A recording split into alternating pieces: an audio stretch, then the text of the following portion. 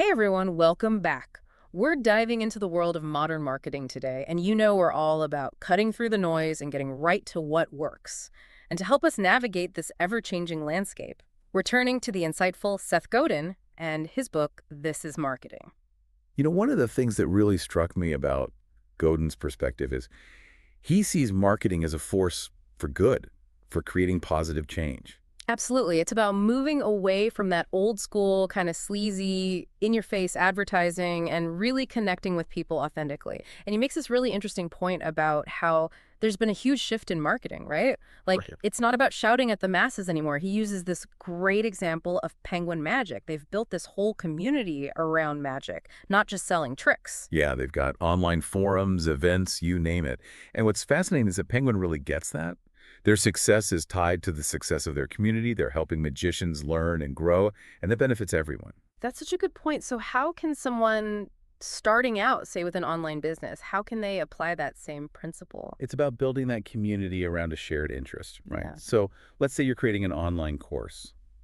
Instead of just focusing on getting signups, what if you first created a space for people passionate about that topic to connect?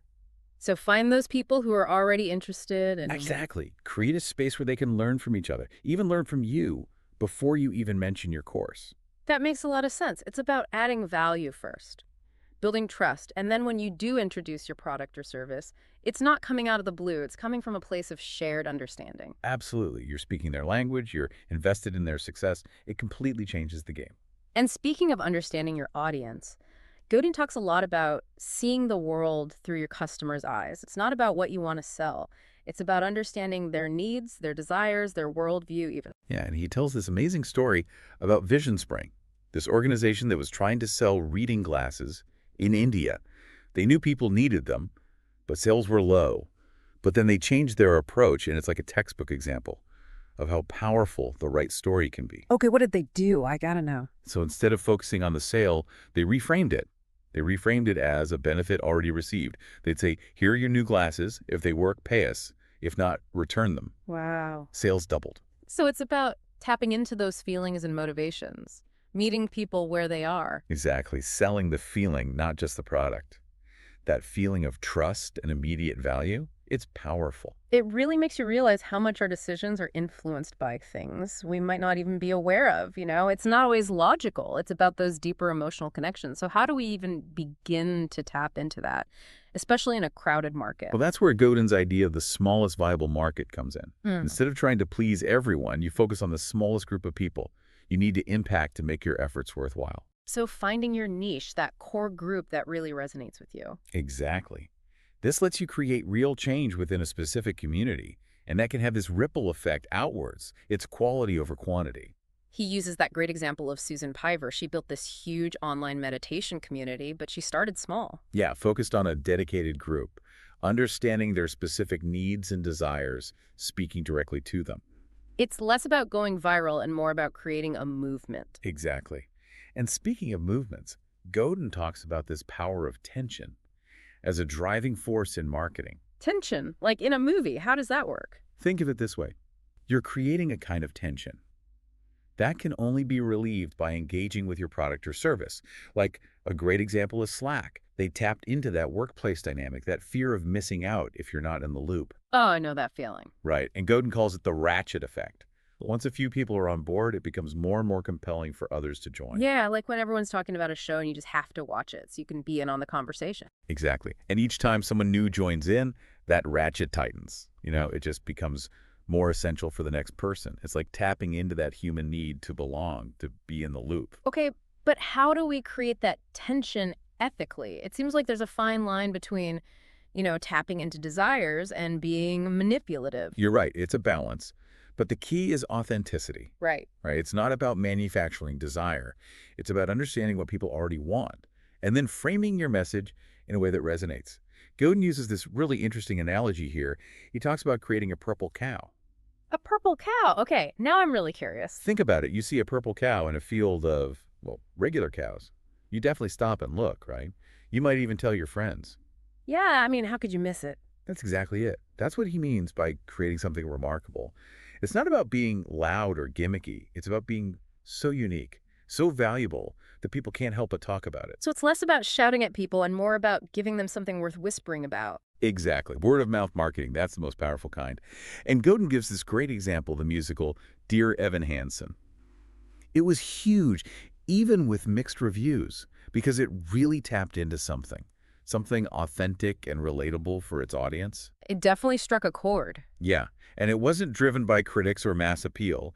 It spread through that genuine connection people telling each other, because it meant something to them. Which reminds me of what Godin says about permission marketing. It's about building relationships with people who want to hear from you, not interrupting with unwanted messages, but actually earning their attention. Think about your own inbox. Are you more likely to open an email from a brand you trust, one that sends you valuable stuff, or the ones that just bombard you with sales pitches? Definitely the ones that feel relevant to me. The others, I just hit unsubscribe. Exactly. And this ties into pricing, believe it or not. Pricing. I thought we were talking about marketing, not like accounting. Oh, this is where it gets really interesting. Godin says price isn't just a number, it's a story. Okay, a story. How so? The price you set tells people about your value, the kind of customer you're looking for, the quality of what you offer. I can see that, yeah. I'm definitely more likely to trust a product that's priced higher, Yeah. especially if it fits what I'm looking for. It feels like an investment, not just a purchase. Exactly.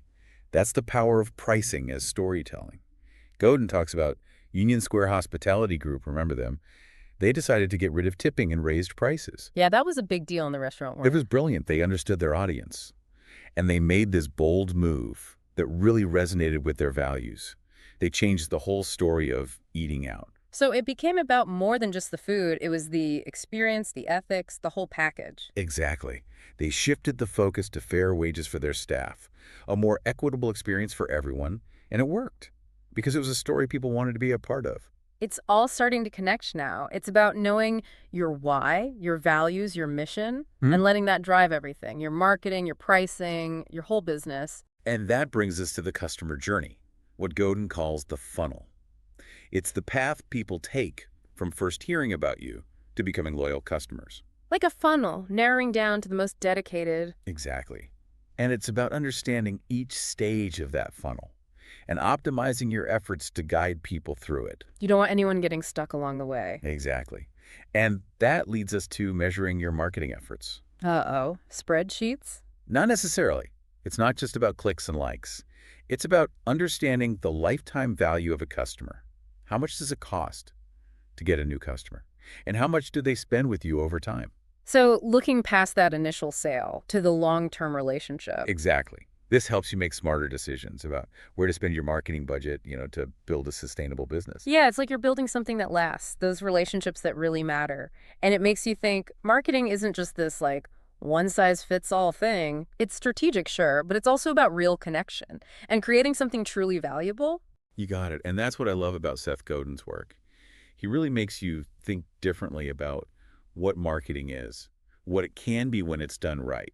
It's not about the hype or manipulating people. It's about contributing something, making something meaningful. He even says, if you've got something truly valuable, but you don't put in the effort to market it, you're actually doing a disservice to the people who need it. Wow, I never thought about it that way. Like you're holding back something that could really help someone. Exactly. It's not about being pushy. It's about sharing your gifts, putting yourself out there so the people who resonate with what you do can actually find you. It's about being part of the conversation. Exactly. So as you go about your day, think about this. What are those products and experiences you love? The ones that just really resonate with you? How do those creators tap into what you care about? How did they make you feel seen, understood? That's a great question to ask yourself. I know I'm definitely like to be paying more attention to marketing messages now, feeling inspired to use these ideas in my own work. How about you? Absolutely. It's a journey, always learning and growing.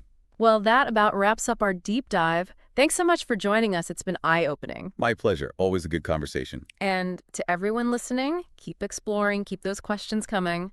And until next time.